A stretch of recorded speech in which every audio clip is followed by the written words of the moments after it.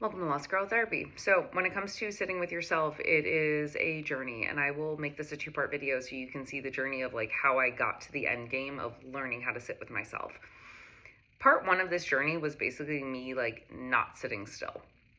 And the reason being is that I really did not enjoy it. I needed to learn how to process my own emotions, and I could not find a way to do that until I found yoga. And I found yoga because I had gone through a really bad breakup and I fell on the street 3 times. I like slipped on ice 3 consecutive times in a row in like within the same hour. And I was so frustrated with myself that I straight up decided in that moment that I was going to yoga class. And that week when I went to yoga, I saw a older woman like who just radiated peace and calm, balance on her head. And I was like, okay, if she can do that, if she is so calm, so serene, and so strong, and I'm over here being unable to stand on my own 2 feet, feeling really just like energetically charged and unable to process my emotions, how do I get from where I am now to where she is? And yoga really was this beautiful practice of allowing me to process emotions in a really active manner. So I started doing very intense, like fast flow classes.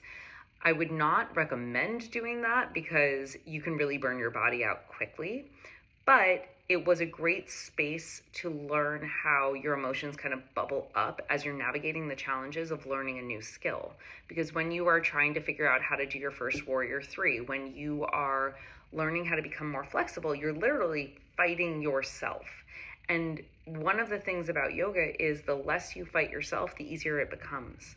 The more you lean into opening up space, the more you lean into finding peace within, the easier the moves become because your body is opening. We're not forcing it open. So when it came to emotional processing, I began to notice that I would have a massive emotional release in yoga class. But then I noticed that I basically outsmarted my own emotions. Once you start getting into the practice of yoga, you might notice that it becomes easy to almost dissociate, to essentially like tune out.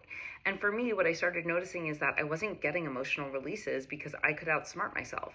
I could go to class and feel emotion coming up and then saying like, no, not right now. I could feel like the laundry list of anxieties come through and I would push them to the side and then never go back to them. If you are somebody who can take that laundry list and then go back to it after class, amazing. That is a phenomenal thing to do. Keep a notebook with you, write down everything that you were thinking about. And if that is how you process, that's incredible. For me, I straight up was like, no, I'm good. I'm not touching any of this. Bye. So then I had to find a new way to emotionally process. And that's when I found music/activity.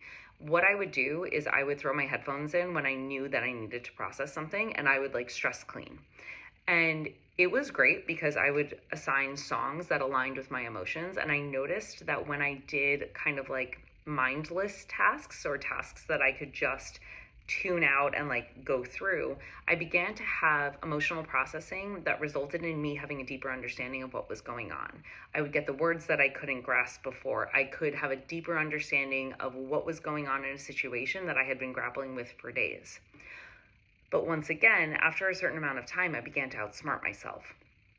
When I noticed that I was using cleaning as a distraction as opposed to a processing, that's when I needed to find something new. And you'll know that you're using something as a distraction as opposed to a processing when it becomes so routine that you're actually overactive. So for me, I would have like a massive amount of adrenaline and a massive amount of energy to go clean, and I would finish and be like, you didn't process anything. You didn't think about anything. You did not even tune into your feelings. And that's when I needed to find the practice of meditation. So go to part 2 because I will talk about the evolution of meditation.